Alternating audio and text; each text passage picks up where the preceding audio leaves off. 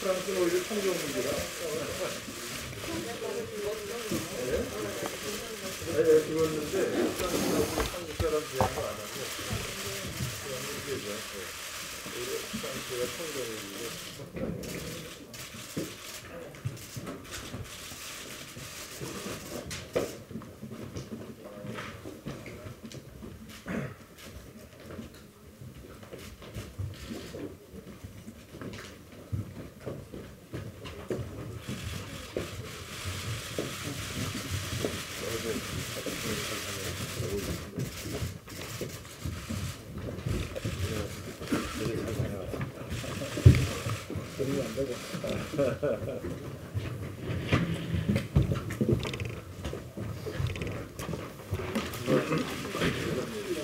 선배가 베트남 활동에서 외국인과 협력업체를 외국인과 협력업체를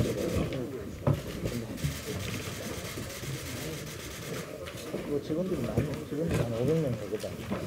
출장을 못 간다고 격리돼 가지고.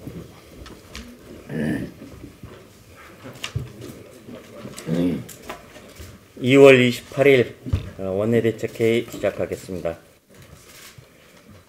코비드19 확진자가 어제 하루에만 500명 넘게 폭증했습니다. 사망자도 1명 생겼습니다. 확진자인데도 병상이 없어 입원을 못하다가 사망한 것입니다. 도대체 이 말도 안 되는 충격적 사태 왜 벌어진 거겠습니까? 코리아 포비아란 조어까지 생겼습니다. 우리 국민의 입국을 금지하거나 제한하는 나라가 43곳이나 됩니다. 중국은 외교보다는 방역이다를 공공연하게 외치고 있는데 우리는 방역보다는 중국이다 라고 말하고 있습니다. 문재인 정권의 외교 실종됐습니다.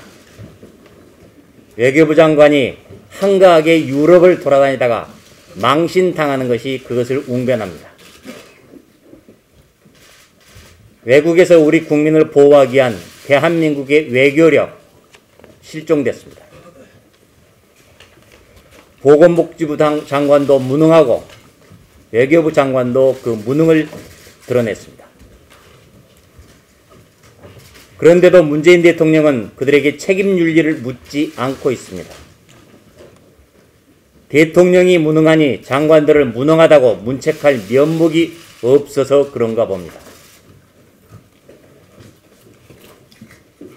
늦어도 한참 늦었지만 문 대통령은 오늘이라도 당장 중국에 대한 전면적인 입국 금지를 취하기 바랍니다. 시진핑 방안이라는 정치적 목적을 위해서 우리 국민을 코로나 제물로 더 이상 바쳐서는 안 됩니다.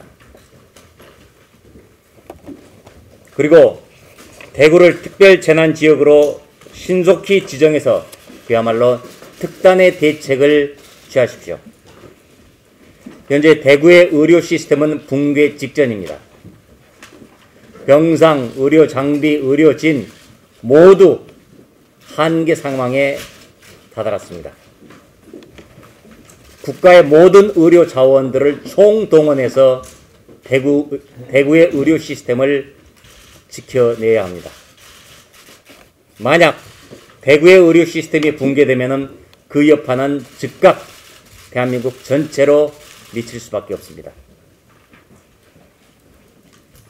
병상이 없어서 확진 판정을 받고도 600명이 넘게 입원을 못하고 자가격리를 하고 있습니다. 연수원이나 체육관 등 임시병상시설 즉각 만들고 개조해서 대응해야 합니다. 중증 환자, 경증 환자 그 관리 지침도 세분화해서 부족한 상황에서 어떻게 할 것인지 대응해야 합니다. 우선 당장 대구 이외의 다른 지자체의 병상을 활용해야 합니다. 그러기 위해서는 국무총리가 이것을 조정을 해줘야 합니다. 어떤 시도는 받겠다, 어떤 시도는 못 받겠다. 국무총리가 대구에서 뭐하고 있습니까? 문 대통령은 국가적 총력 지원 체계를 가동하겠다라고 장담한 바 있습니다. 정부는 지역사회 감염에 대비한다 라고 장담한 바 있습니다. 환자가 폭증, 지역사회 감염을 대비했다는 것은 환자 폭증에 준비했다는 얘기인데 결국은 그 말이 거짓말이었습니다. 거짓말이었음이 드러났습니다. 준비 부족이 드러났습니다. 어제는 또 마스크로 대한민국의 국민이 우롱당한 날이었습니다. 기재부는 1200만 장이 공급한다. 식약처는 1000만 장을 공급한다. 무슨 통계가 200만씩이나 차이가 납니까? 그리고 어제 오후부터 마스크를 공급할 수 있다라고 얘기를 했습니다. 그 말을 듣고 마스크를 구하러 갔던 국민들 전부 다 허탕치면서 분노하면서 돌아갔습니다. 약국 등 현장에서는 다음 주 초에나 돼야 제대로 공급될 것이라고 얘기합니다. 마스크 제작 공장들한테는 무조건 물량 맞춰내라 라고 윽박지르는데 불가능한 윽박지르기입니다. 이미 선수금 받고 계약금 받고 제작하는 과정 완전히 뒤집어라. 그리고 정부에서 명령한 대로 지켜라. 그러면 그 위약금의 그 부분들을 전부 다 정부에서 보완해 줍니까? 보상해 줍니까? 공급 대책은 공급은 따져보지도 않고 무조건 대책이랍시고 발표한 이 정부의 한심한 민낯입니다. 정부가 가짜 뉴스를 만들었던 날이었습니다. 코비드19 때문에 경제 사정이 더욱 나빠지고 있습니다. 특히나 중소 영세 상공인들 직격탄 맞고 있습니다. 코로나 상태, 경제 상태 모두 악화되고 있어 우리도 추경 필요성을 인정할 수밖에 없습니다.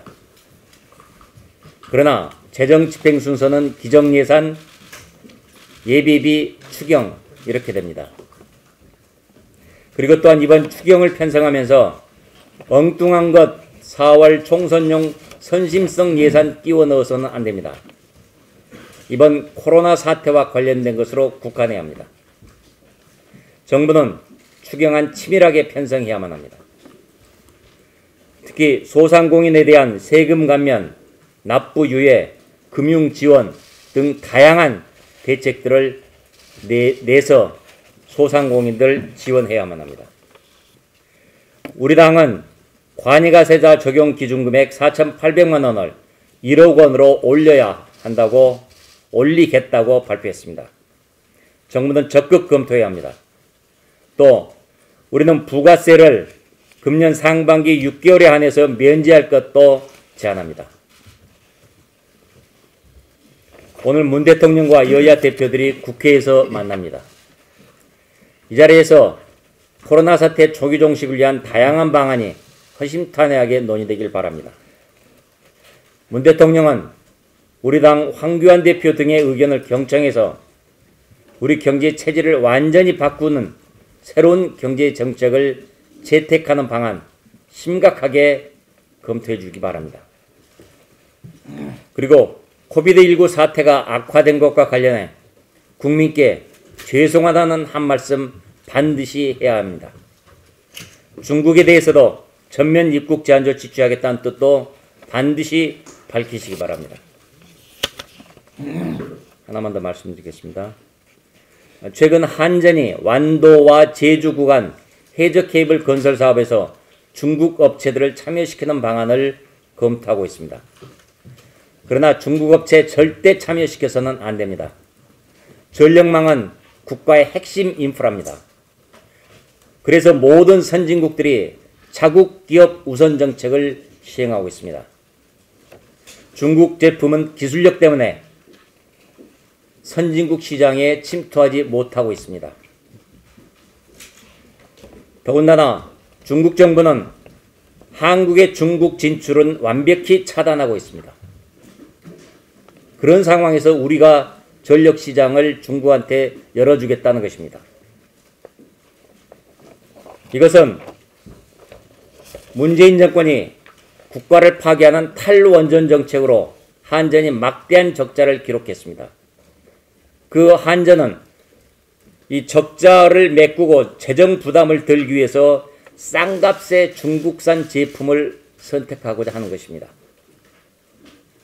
한국의 전력망을 중국에 내주는 것은 에너지 안보를 통째로 넘겨주는 반국가적 행위입니다.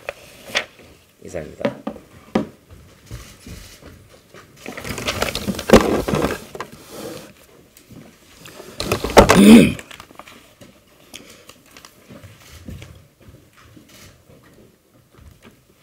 (2019년 6월 10일) 청와대 홈페이지에 강기정 정무수석이 다음과 같이 답변을 했습니다. 우선 정당 해산 청원에 짧은 시간에 이렇게 많은 국민이 참여했다는 것을 보면 우리 정당과 의회 정치에 대한 국민의 준엄한 평가가 내려졌다 해도 과언이 아닙니다. 정당에 대한 평가는 선거를 통해 내릴 수 있음에도 불구하고 이처럼 국민청원으로 정당 해산을 요구하신 것은 내년 4월 총선까지 기다리기 답답하다는 질책으로 보입니다. 그런데 문재인 대통령의 탄핵을 청원하는 청원이 100만 명을 훨씬 돌파했습니다. 강기정 정무수석은 다음과 같이 답변해 주시기 바랍니다. 우선 짧은 시간 내에 이렇게 많은 국민이 참여했다는 것을 보면 국민의 준엄한 평가가 내려졌다 해도 과언이 아닙니다. 평가는 선거를 통해 내릴 수 있음에도 불구하고 국민청원으로 요구하신 것은 임기 말까지 기다리기가 너무나 답답하다는 질책으로 보입니다. 이렇게 꼭 답변해 주시기 바랍니다. 통제불능 수준에 빠진 문재인 정부의 방역 무능에 대해 강기정 수석의 예전 답변을 반드시 돌려드리고 싶습니다. 국민은 죄가 없습니다. 있다면 대통령 국무총리의 말을 듣고 기다린 죄뿐입니다. 대통령이 머지않아 과도하게 부풀려진 공포와 불안 때문에 지나치게 위축되지 말라, 머지않아 종식된다라고 해서 평범한 일상을 이어갔습니다. 국무총리가 마스크 안 써도 된다라고 해서 마스크를 구비하지 않았습니다. 더불어민주당 당대표가 정부에서 투명하게 공개하고 있으니 불확실한 가짜 뉴스에 속지 말라는 말을 철석같이 믿었는데 현실은 대통령, 국무총리, 여당 대표의 말이 모두 가짜 뉴스로 판명나고 말았습니다. 세계적으로 코리아 패싱이 두드러지는데도 외교부 장관은 엉뚱한 곳을 돌아다니다가 망신만 당하고 돌아왔습니다. 장관은 중국의 한국인 격리 조치에 대해서 과도하다라는 주장을 했는데 중국의 관영 매체 황구시보에서는 이렇게 답변을 했습니다. 한일 입국자에 대한 격리는 외교 문제가 아니라 그보다 더 중요한 방역 문제이다. 문재인 정부가 부디 새겨듣기 바랍니다. 더불어민주당이 노골적으로 비례대표용 정당 설립을 준비하고 있습니다. 언론 보도에 따르면 이인영, 윤호중, 홍영표, 전해철 이 여권 실세들이 여기 김종민 의원까지요. 비례정당 논의를 위해서 비밀회동을 하다가 들통이 났다고 합니다. 해필이면 바로 옆방에 일간지 언론사 기자들이 같이 식사를 하고 있다가 이 내용을 들은 모양입니다. 구체적인 방식은 이렇습니다. 대통령 영변의 절친 손혜원 의원이 기획하는 위성정당을 간접 지원하는 방안, 청년민주당을 분리하는 방안 등 여러 가지 시나리오가 검토 중이라고 합니다. 며칠 전에는 대통령의 복심이라고 일컬어지는 윤건영 전 청와대 국정상황실장이 모든 가능성을 열어놓고 생각해야 한다라는 메시지를 내놓았었는데 이제 구체적으로 진행이 되고 있습니다. 지난주부터 군부를 떼던 비례민주당 창당 방식이 하나둘 베일을 벗고 있는 모습을 보니 참으로 가증스럽기 이를 데 없습니다. 미래한국당 창당을 두고 가짜정당 나쁜 정치 선동이라며 이인영 원내대표가 악담을 퍼붓던 날이 불과 며칠 전입니다. 더불어민주당은 또 황교안 당대표에 대해서 당 소속 의원들을 미래한국당으로 이적을 권유했다는 혐의로 입당 강요, 위계공무집행 방해 등으로 고발까지 했습니다. 이 자들이 지금 행태를 보니까 이것은 무고죄임이 틀림이 없습니다. 법리 검토를 해서 반드시 고발하겠습니다. 모든 악담을 정치적 행위로 치부하더라도 괴물 정당 생태계의 원흉은 민주당이 주도한 괴물 선거법입니다. 이제 와서 의석 한석이 아까워서 위성정당 창당을 시도하는 것은 국민에 대한 배신이자 기만입니다. 마치 떼도둑들처럼 모여서 비밀리에 자신들이 비난하던 새로운 정당을 창당하려는 이분들의 행태를 도대체 어떻게 봐야 되겠습니까? 민주당이 비례정당을 창당하든 시민단체 위장정당을 창당하든 그것은 헌법에 보장된 자유입니다. 다만 자신들이 뿌린 괴물선거법에 대한 대국민 사과는 해주시기 바랍니다. 국가선거체계를 혼탁하게 한 점에 대해서 국민 앞에 석고대죄해야 할 것입니다. 또한 반드시 선거법 정상화를 21대 총선 공약으로 내세워야 할 것입니다. 국가근간을 뒤흔든 죄, 결코 가볍지 않다는 것을 직시하셔야 합니다. 아울러 사법부에 말씀드립니다. 지금 우리 당에서 이른바 패스트트랙 관련되어서 재판에 넘겨진 우리 당의 당대표, 전임 원내대표를 비롯한 의원님들이 계십니다. 이분들이 재판을 받게 된 원인은 바로 이 민주당의 괴물선거법 날치기 처리 시도입니다. 그런데 본인들이 지금 이런 짓을 하고 있습니다. 사법부는 이러한 모든 정황을 판단하셔서 앞으로 재판에 임해 주시길 바랍니다.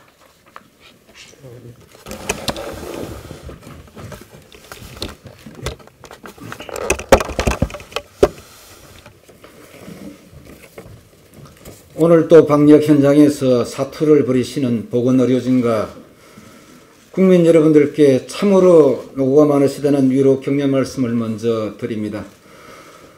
코로나19 발병 후 날이 갈수록 국민들은 문재인 정부의 엉망진창 대응에 원성과 실망을 자아내고 있습니다.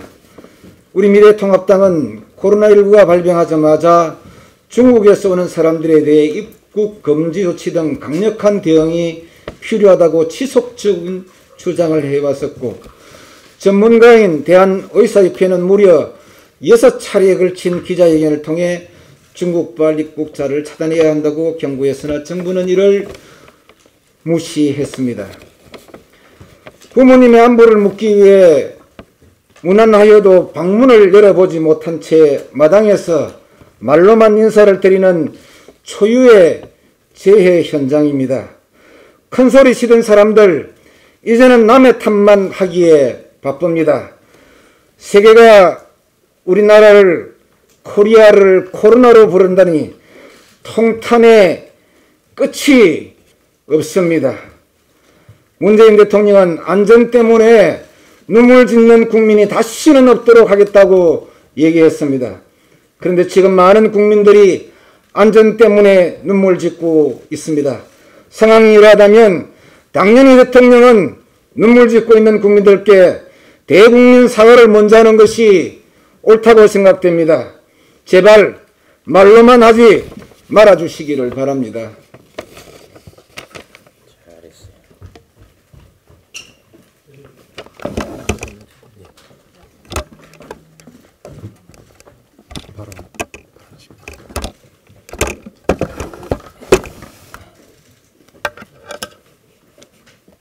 예, 박인숙 의원입니다.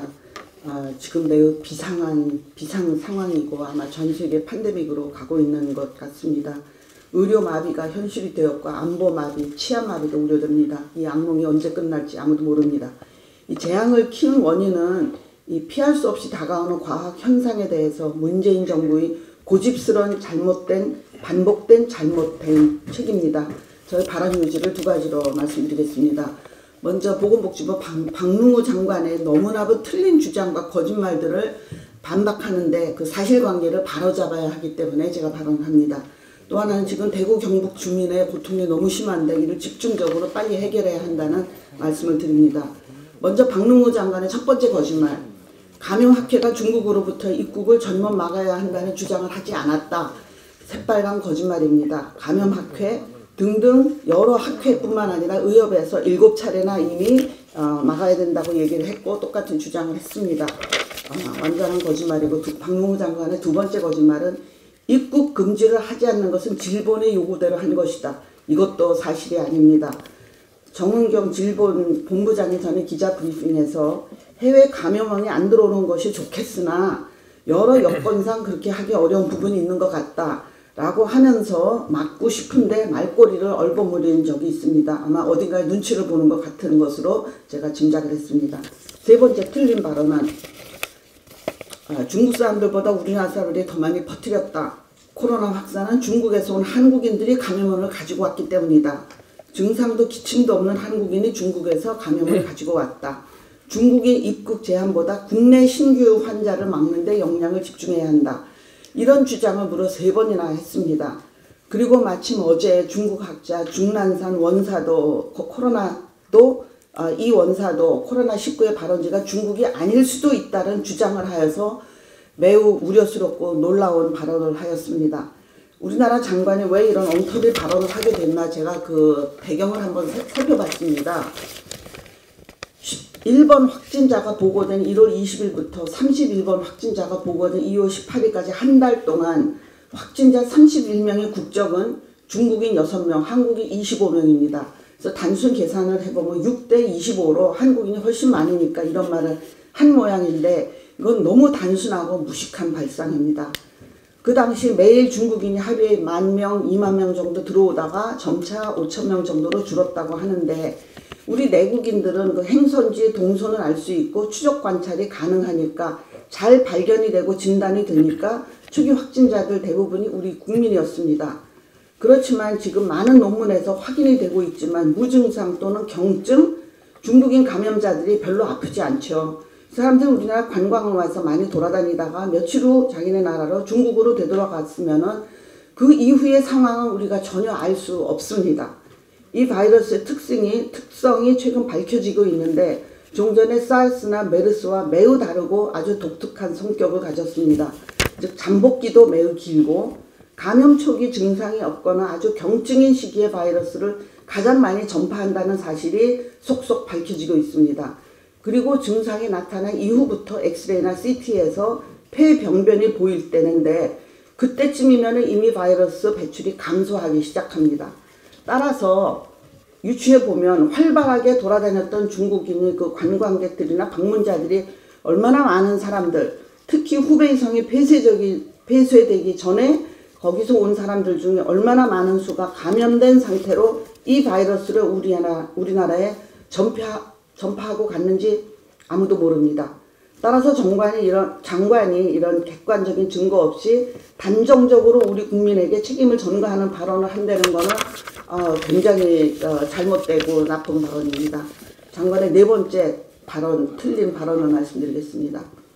이 바이러스는 특성 자체가 검역에서 걸러지지 않는 사람들이 들어오기 때문에 막을 수도 없었다.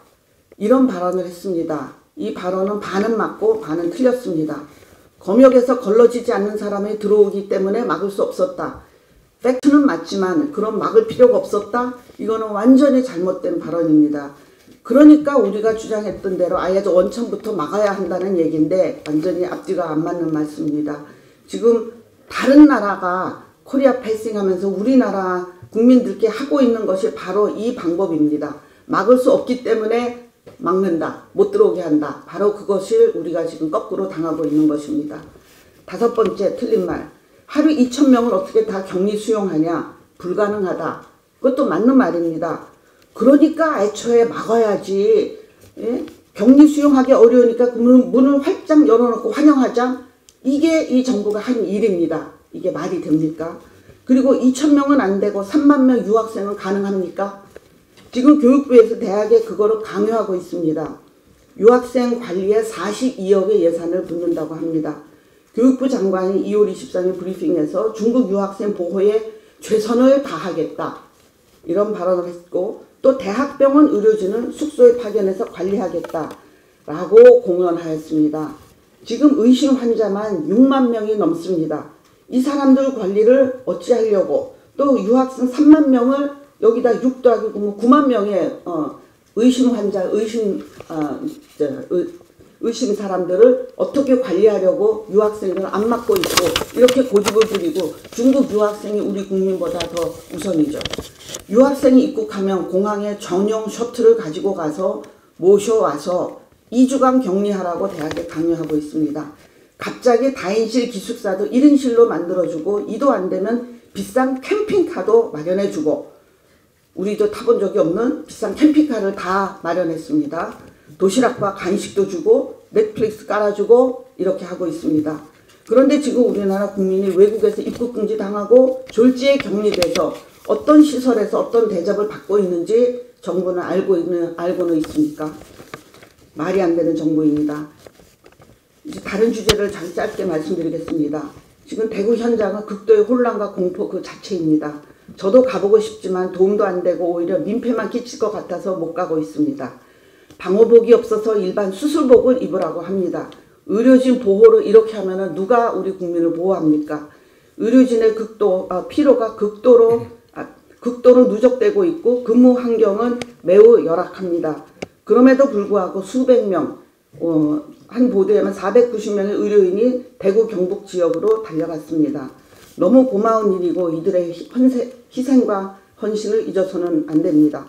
그리고 확진자 선별에서도 고위험군을 분류해서 병상 배분에 다시 고려를 해야 됩니다. 또 하나 말씀드리면 수많은 주민들이 검사를 받기 원하는데 신천지와 연관되지 않은 사람은 아예 검사를 안 해준다고 합니다.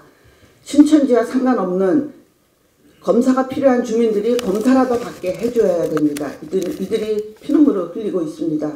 지금 모든 국민은 각자의 개인 상황에 따라서 극심한 고통과 불안을 다양한 형태로 겪고 있습니다. 많은 국민이 이미 스스로 자가 격리하고 있습니다. 코로나19는 완전히 새로운 바이러스입니다. 이제 아주 조금씩 그 정체를 밝히는 노력이 시작되고 있지만 이 세상 어느 누구도 경험해보지 못한 아무도 모릅니다. 그래서 어느 누구도 확정적으로 말하면 안 됩니다. 그래서 많은 전문가들이 과잉 대응이 필요하다. 미국 CDC도 과잉 대응이 필요하다고 하고 국내의 많은 다양한 전문가들의 조언을 들어야 하는데 정부는 듣고 싶은 조언만 듣습니다. 대구 경북 지역에 감염을 퍼뜨린 것은 결국 애초에 골든타임을 놓치면서 우한에서 입국을 정부가 봉쇄할 마지막 기회를 차버렸기 때문에 생긴 일임을 다시 판명되고 있습니다. 후에 이 모든 것이 정리된 다음에 반드시 이에 대한 심판이 있어야 합니다. 지금이라도 늦었지만 지금이라도 입국 금지, 특히 유학생들 입국 금지에서 방역에서 과부하를 조금이라도 덜어주고 우리 국민들의 관리와 치료에 집중해 주시기 바랍니다. 전에 또 하나 말씀드리면 전에 그 박능우 장관이 2017년 2년 전에 우간다에서 열린 회의가 이게 국제 글로벌 헬스케어 시큐리티 아젠다라고 국제 보건 안보 구상을 미국에서 만들었고 우리나라가 주도해서 만들었습니다. 이 기구를 만든 건 좋은데 2년 전에 우간다의 회의에서 우리가 선도 그룹이었습니다. 우리나라가 의장국으로서 박능우 장관이 참석해서 그 환영 연설에서 이렇게 말했습니다. 감염병 대유행이 고통과 방치의 악순환으로부터 벗어나기 위해서는 국제적으로 촘촘한 제도와 시스템 구축이 필요하다. 이런 멋진 연설을 했습니다. 실천은 빵입니다. 오늘 말씀은 이상입니다.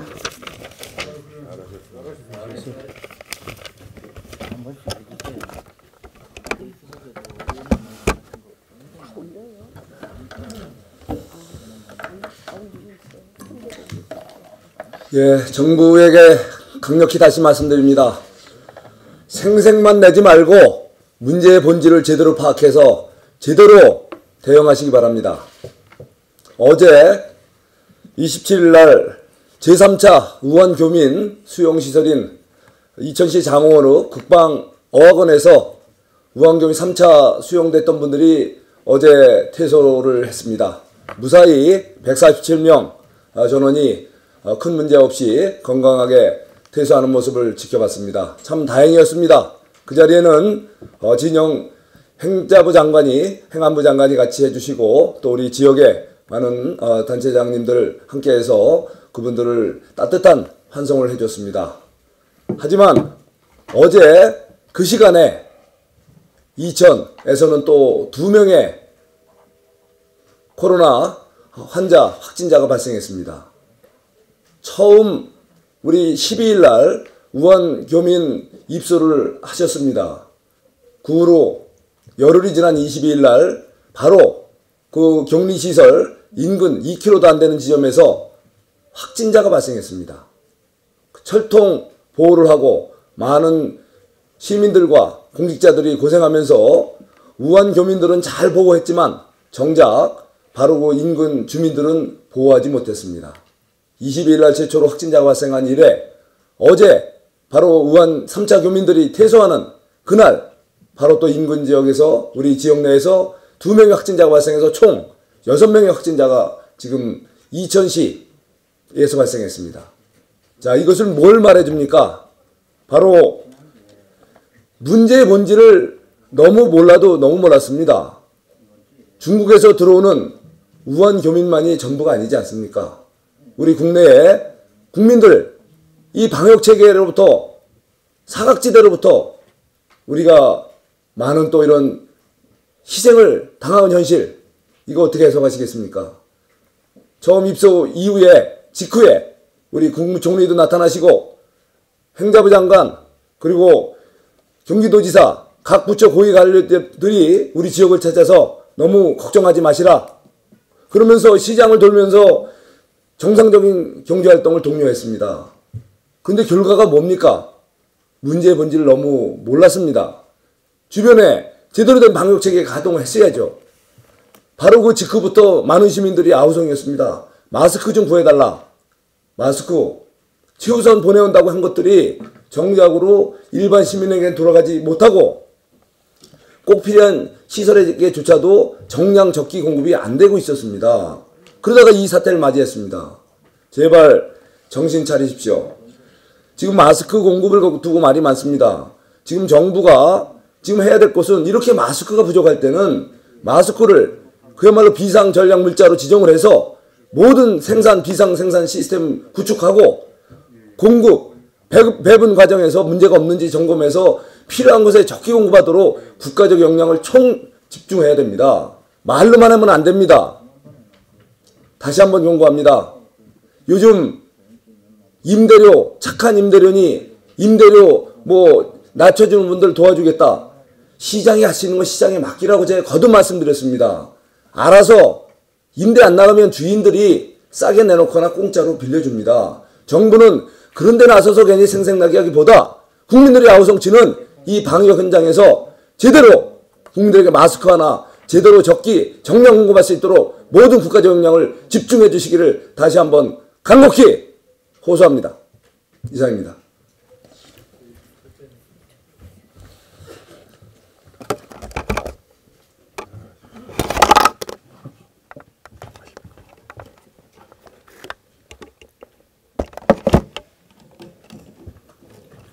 예, 간단하게 한 가지 말씀드리겠습니다. 지금 청도에 있는 대남병원에서 확진자가 지금 계속 늘어나고 있습니다. 지역의 일간지에 보도된 자료를 보니까 병원에 조선족 간병인이 2사람이 상주를 하고 있었다고 합니다. 그런데 한 분이 우한에서 춘제 때, 우리 설 연휴 때 우한에 다녀오고 난 이후에 이분이 행적이 불분명합니다. 지금 현재 코로나19에 감염이 되었는지 여부조차 확인이 될 수가 없는 상태에 있습니다. 설 연휴 때 우한에 다녀온 이후에 상주하는 간병인으로서 청도 대남병원에 있었기 때문에 지금 굉장히 많은 확진자가 나타나는 것도 연관성을 배제하기가 어렵습니다. 그런데 이분에 대한 게 행적과 또 감염 여부에 대한 기록이 없기 때문에 지금 정부에서는 조속히 이 조선족 간병인 이분에 대한 행적을 확인을 하고 조치를 꼭 해야만 될 것이라고 생각을 합니다. 한 가지 더 말씀을 드리겠습니다. 조금 전에도 나왔습니다만 오늘 아침 어느 일간신문에 보니까 여당 실세 5명이 마포에서 회동을 했습니다. 지금 전국이 코로나19 사태로 얼어붙어 있는 와중에 이 비상시국에 음식점에 모여서 얘기를 한 것이 무엇이냐, 비례정당을 만들어야 되겠다라고 합의를 했다고 합니다. 비례정당이 가짜 정당이라고 어마어마하게 공격을 했던 여당 실세들입니다.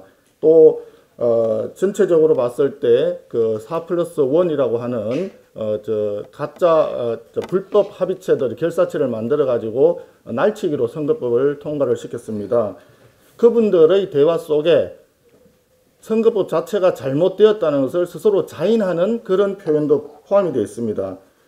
애초에 선거법을 이렇게 하면 안 돼, 이런 얘기가 있었다고 합니다. 그런데 그때는 공수처가 걸려서 어쩔 수 없었다, 이런 얘기도 있었다고 합니다. 결국은 현 여권, 현 집권층에서 공수처를 통해서 공안정국으로 가고자 했다는 속마음이 나타났다, 이렇게 보여집니다. 그러면서 모 실세는 이런 얘기를 했다고 하네요. 정의당과 함께 할 때는 X물 뒹굴어, X가 무엇인지는 잘 모르겠습니다만은 이런 표현까지 했다고 합니다. 예, 뭐 정확한 표현은 저도 잘 모르겠습니다만은 이런 표현을 하는 걸 볼 때 결국 지난번 4+1 불법 결사체에서 날치기로 통과시킨 것은 공수처가 최종 목적이었고, 선거법은 정의당 등 소수 야당을 끌어들이기 위한 유인책에 불과했다. 그리고 지금 그 목적을 다 달성을 했기 때문에 이제는 정의당을 팽시켜야 된다 라고 하는 속마음이 있었던 거 아닌가, 이렇게 생각이 됩니다. 이렇게 될 것 같았으면 진작에 왜 그런 4+1 불법 결사체를 통해서 선거법을 날치기를 했습니까? 정말 저는 이렇게 생각합니다. 지금 2월 임시국회가 진행 중에 있습니다. 민주당의 속마음이 정말 그렇다면 지금이라도 선거법 다시 바꾸세요. 기존의 선거법 잘 적용하고 있었는데 왜 쓸데없이 그런 짓을 해가지고 국민들을 갈갈이 찢어놓고 왜 그러십니까? 잘못된 것을 원상회복하는 것도 방법이다라고 하는 점을 집권층은 똑바로 아셔야 되고, 그것을 제대로 못했을 때 그 결과가 국민들로부터 어떻게 심판을 받을지 그 결과가 분명히 있다라고 하는 점을 다시 한번 강조합니다. 이상입니다.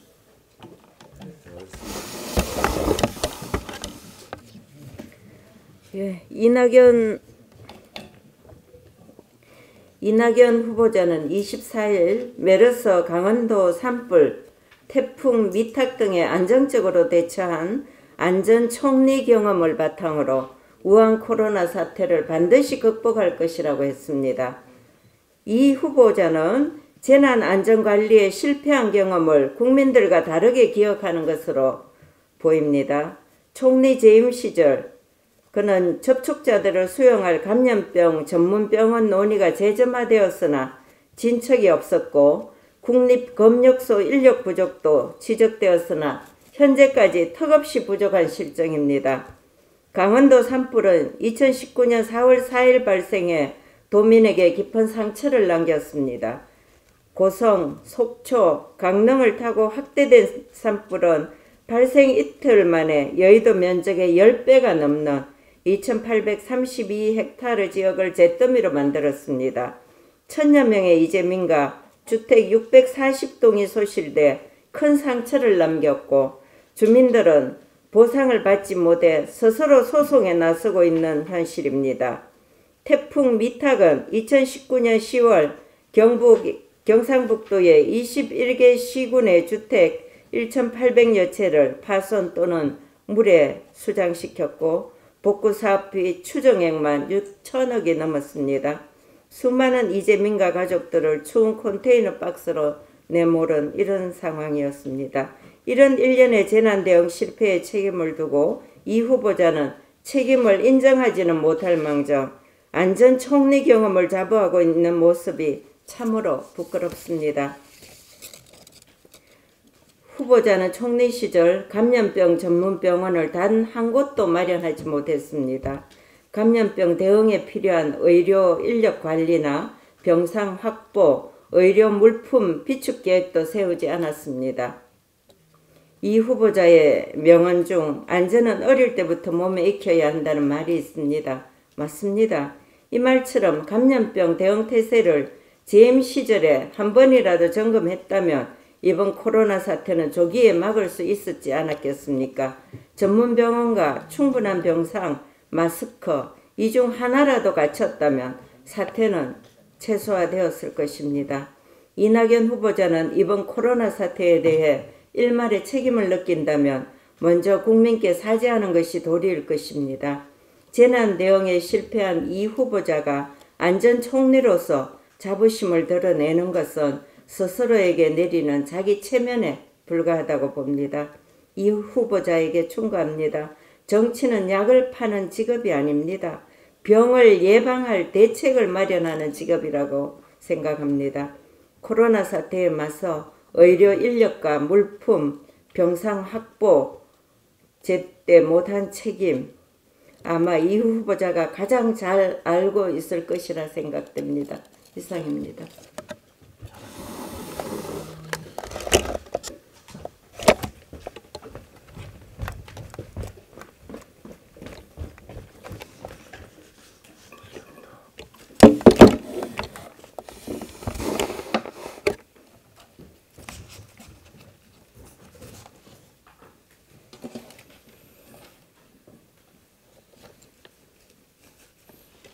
예, 강일상 의원입니다.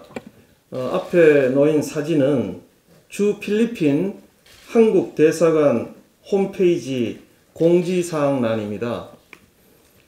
지난 26일 필리핀 정부는 대구공항에서 출발하거나 대구 경북에서 오는 모든 외국인, 여기 한국인을 포함하죠, 의 필리핀 입국을 금지한다고 발표했습니다.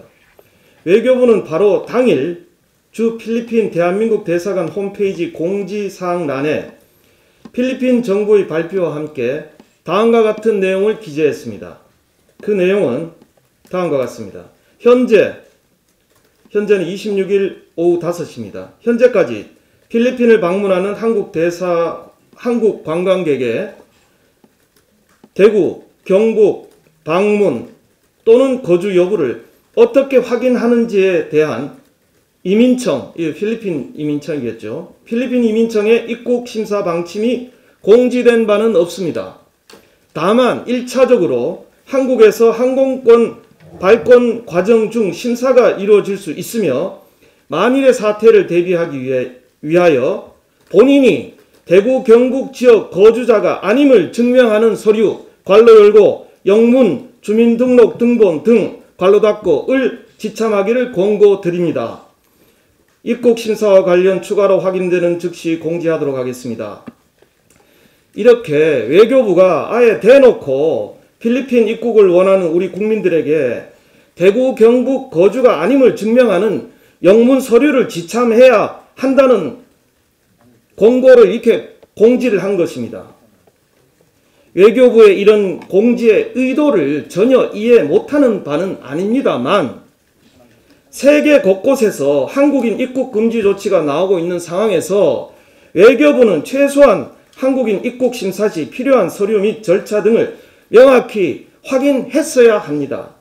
필리핀 정부가 입국 심사와 관련된 추가 조치를 내리지 않는 데다가 외교부는 영문 주민등록 등본이 입국 심사에 유효한 서류인지 여부에 대한 필리핀 정부와 사전 조율도 확인되지 않은 상황입니다.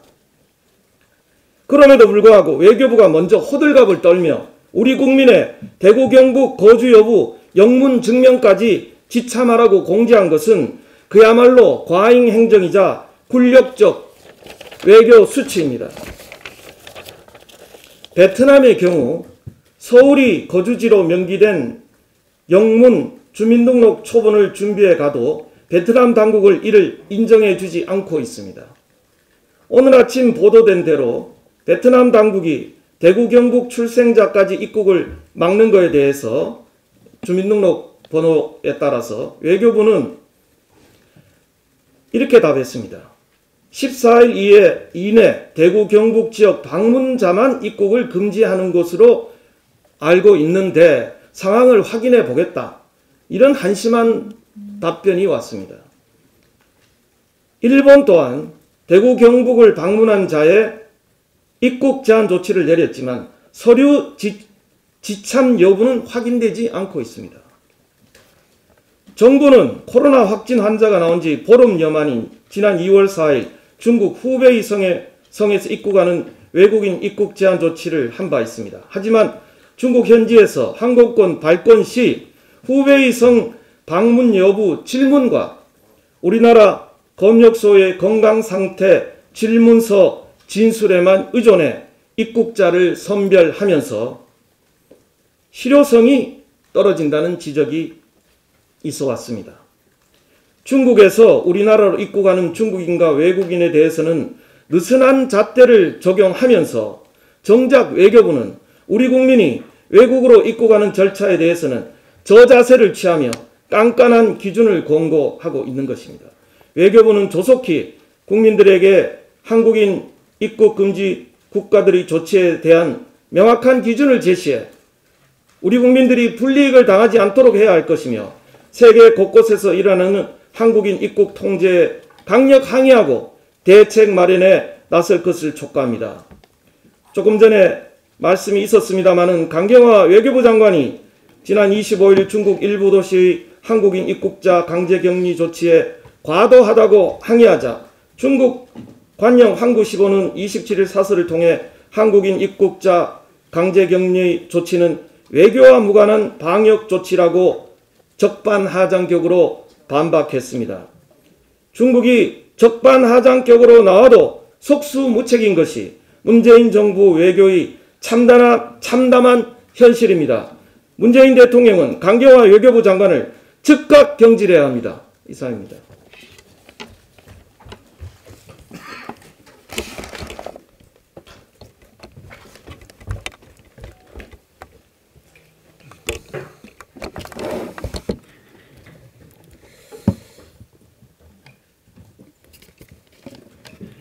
예, 국방위 간사를 맡고 있는 백승규 의원입니다.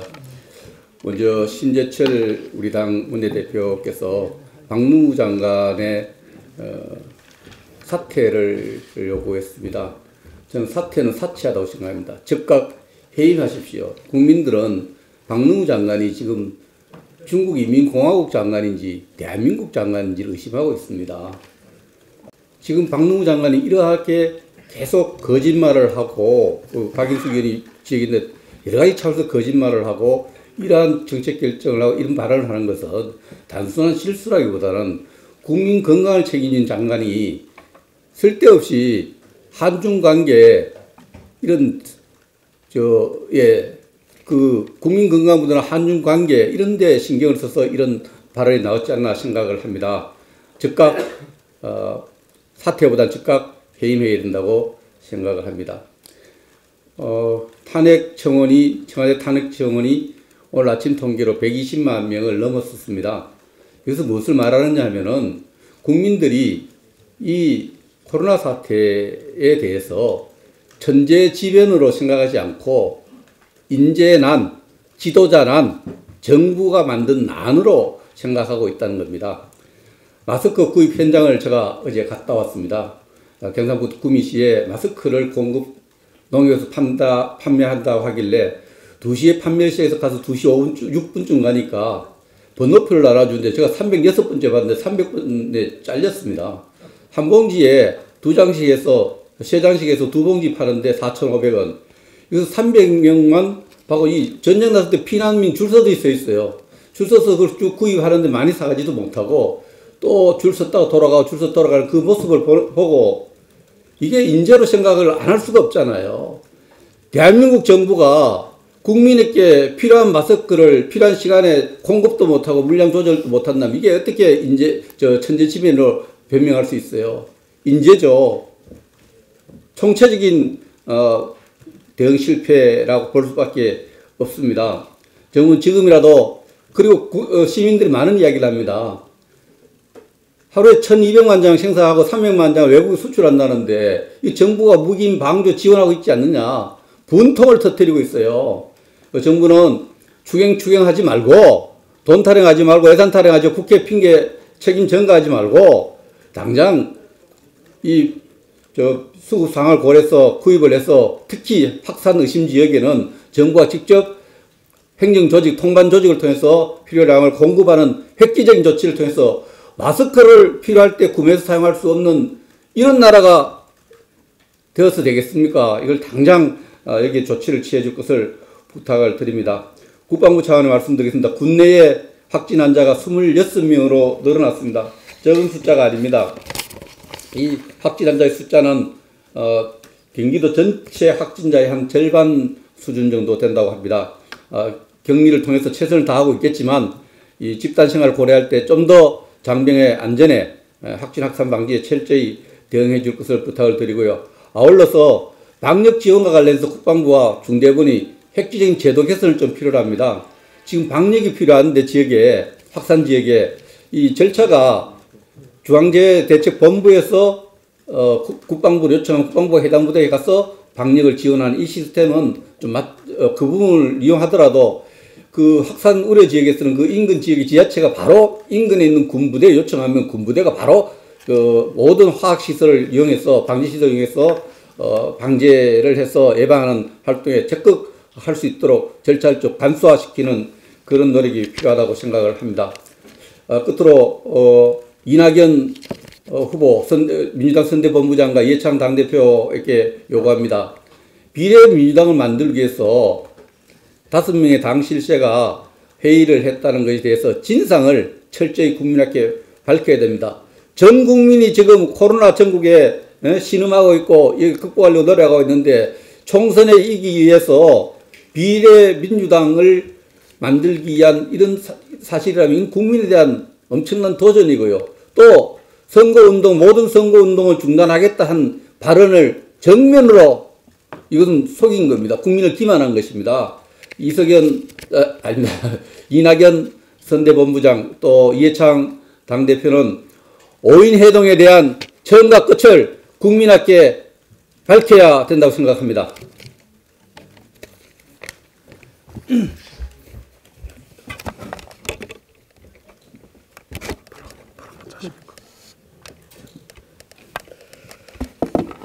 예, 행안위 간사를 맡고 있는 이세기 의원입니다. 4월 15일 총선이 40여일 다가오고 있는데 아직까지 선거구 조정 및 지역별 의원 정수가 확정되지 못하고 있습니다. 지난 2월 25일 선관위는 본 의원이 요구한 읍면동 분할이 어떤 방식에 의해 가능한지에 대한 자료 요구에 하나의 자치구 시군을 분고하여 국회의원 지역구를 확정하는 경우인지 인구수에 미달하는 자치구 시군에 인접한 자치구 시군의 일부를 분할하여 합하는 경우인지를 불문하고 읍면동까지 분할하여 국회의원 지역구를 구성하는 것은 허용되지 아니할 것이라고 이렇게 답변을 해왔습니다. 읍면동 분할이 현행법상 불가능하다면 다른 대안을 마련하기 위해 정부 여당인 민주당과 문재인 정부는 적극적으로 나서서 협상에 임해야 함에도 불구하고 전혀 협상 의지를 보이지 않고 있습니다. 이에 민주당은 몇 가지 부분에 대해서 분명히 답해야 할 것입니다. 첫째, 4.15 총선을 치를 의지가 있는지 묻고 싶습니다. 최근 코로나19 때문에 여권 지지층이 무너지고 있는 현 시점을 감안해서 선거를 연기하려는 꼼수를 부리는 건 아닌지 답변해 주십시오. 둘째, 공직선거법 통과 때 함께했던 4+1의 호남정수 고정약속을 이행하기 위해 제1야당인 미래통합당과는 협상을 할 의지가 없는 것인지 분명히 답해 주시기 바랍니다. 셋째, 지난 2월 11일 여야 원내 대표회동에서 선거구 획정 시에 지역구 조정은 최소화하자고 동의한 사항을 이행할 의지가 있는지에 대해서도 분명히 답해 주시기 바랍니다. 이와 함께 저희 미래통합당의 선거구 획정 원칙을 좀 말씀을 드리겠습니다. 첫째, 선거구 획정은 여야가 합의해서 원만하게 처리해야 합니다. 절대 이 부분 또 날치기 처리해서는 안 된다는 부분을 분명히 말씀드립니다. 두 번째, 선거일이 얼마 남지 않았기 때문에 국민의 혼란을 최소화하는 수준으로 해야 한다 하는 원칙을 다시 한번 주장합니다. 세 번째, 시도별 국회의원 정수 조정은 표의 등가성이 철저히 지켜지는 기준이 되어야 한다. 인구 증가로 선거구가 늘어나는 수만큼 시도별 선거구 대비 평균 인구수가 적은 광주, 전북, 전남 순으로 줄여야 한다 하는 부분은 분명히 공감을 해야 한다는 말씀을 다시 한번 드립니다. 마지막으로 선거구 획정에 지역주의나 당략이 절대 영향을 끼쳐서는 안 된다는 말씀을 드리면서 조속히 정부 여당은 이 선거구 협상에 나서주기를 강력히 촉구합니다.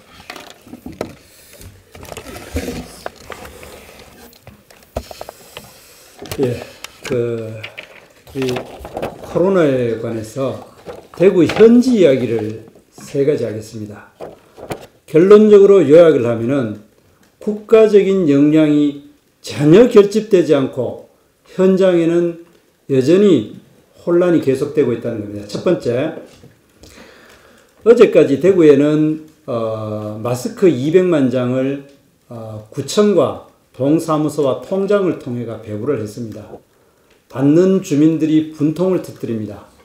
대구 인구가 250만인데 세대별로 2장씩 나눠준다라는 것은 이건 정말 전시행정이고, 사실 그 수많은 통장과 동사무소 직원들이 난리를 펴가지고 겨우 2장 나눠줄 것 같아서 왜 이런 짓을 하는지에 대해서 기본적으로 2주분이라 했을 때에 한 가구당 세대가 보통 2.5명이라 하면 최소한 10장은 나눠줘야 될 거 아니냐라는 게 첫 번째입니다. 두 번째, 대구에 지금 확진자가 1017명, 그런데 그 중에 병원에 입원한 사람이 570명인데 447명이 확진자이지만은 자가격리라 되어 있습니다. 자가격리라는 게 대단한 게 아닙니다. 집에 있습니다.